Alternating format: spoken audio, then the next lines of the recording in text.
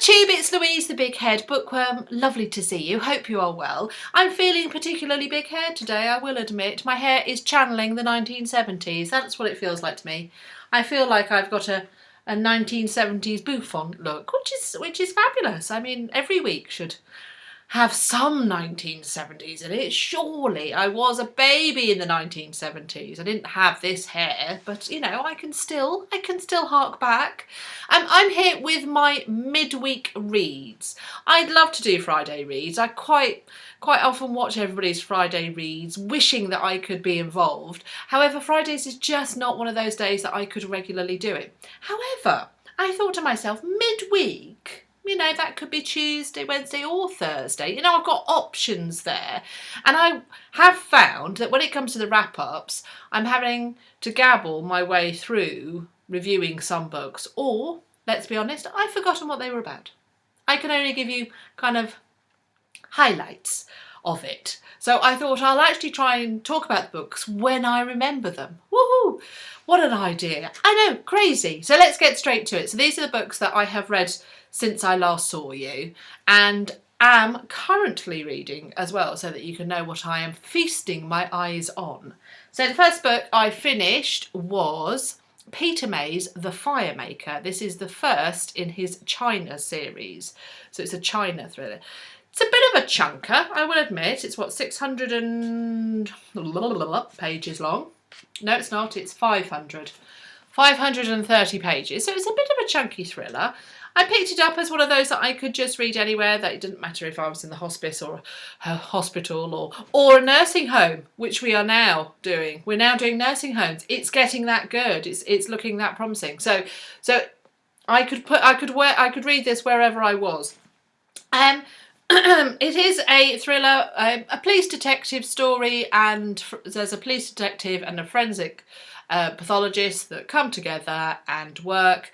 The police detective is Chinese, it's set in Beijing. There's the forensic pathologist who's come from Boston?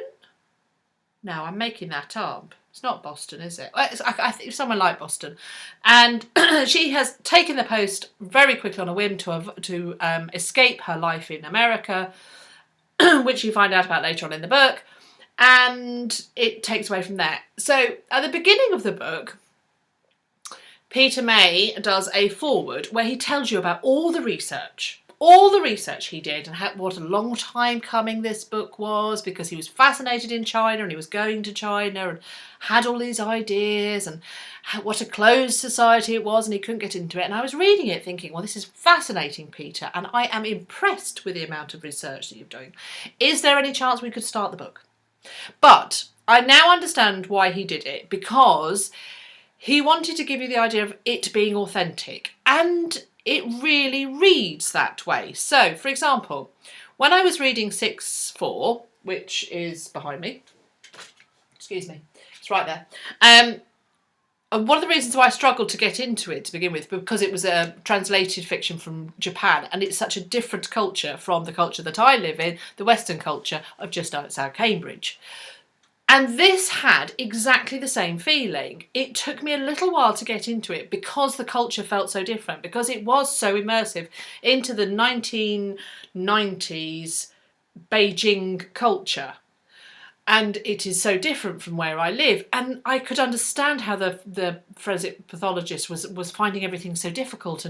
And a lot of the time it is taken into detailing that society that was in Beijing at the time. And I have to say, after my initial struggle with this, I thoroughly appreciated it. I really did. It felt very immersive, and I really got a feeling of the place, which was brilliant. And I think that shows that he did capture the difference, because it wasn't immediately comfortable for me, and I appreciated that. The actual story itself, the actual thriller itself, was very good. I would say it is a bit long and a bit chunky, but I understand why it was that, because he wanted to give you the immersive feeling. I also had a slight issue with the relationship between the Chinese detective and the American pathologist, because they come from such differing backgrounds and societies and how they come together, how their relationship develops, I kind of raised an eyebrow over. And I know in the following books it develops further in different ways.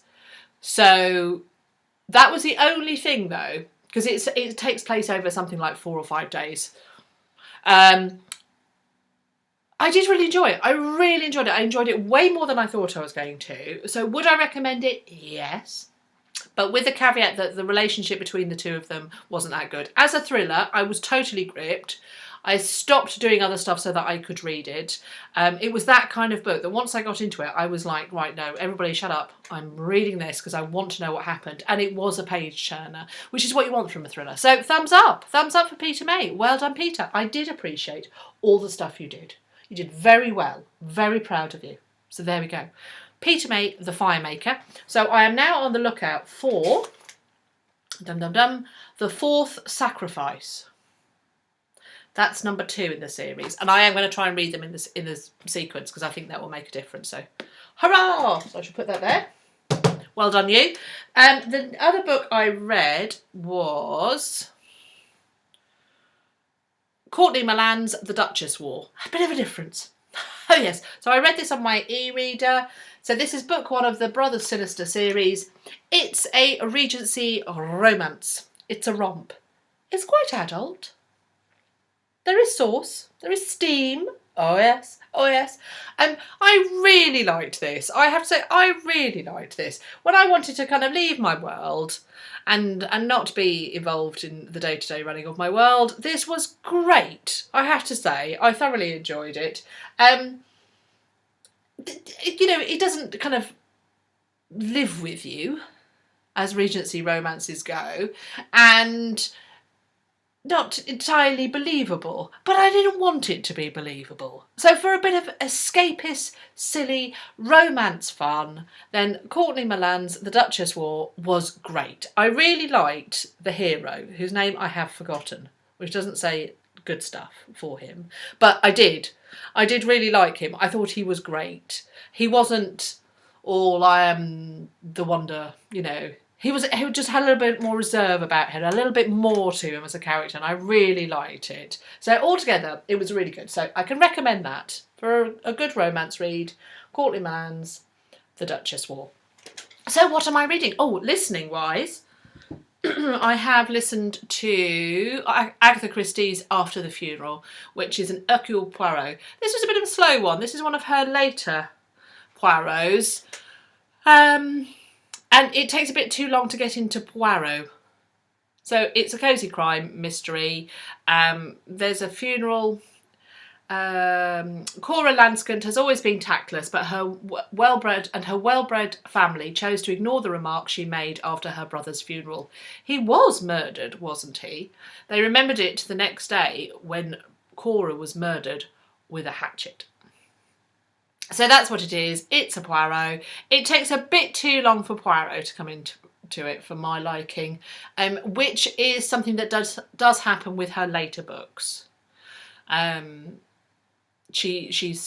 Poirot tends to come in a little bit later in the books, and sometimes it's good and sometimes not so good. This one, not so good. The last third is really good. But before then, it was a bit ploddy. So, yeah. So, it was a good enough read. I can recite it virtually. I've listened to it. I've read it that many times, so that was fine. So, other books that I am reading.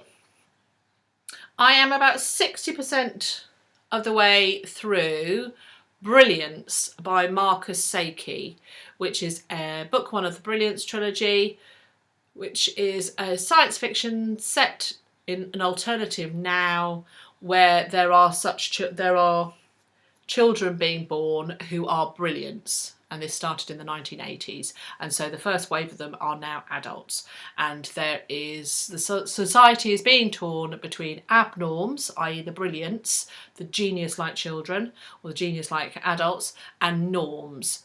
So it's the conflict between the two of them. So it's really good. I'm really enjoying it. It's fast-paced. Every so often it has a good old kick up a gear, which I like. It's not too heavy with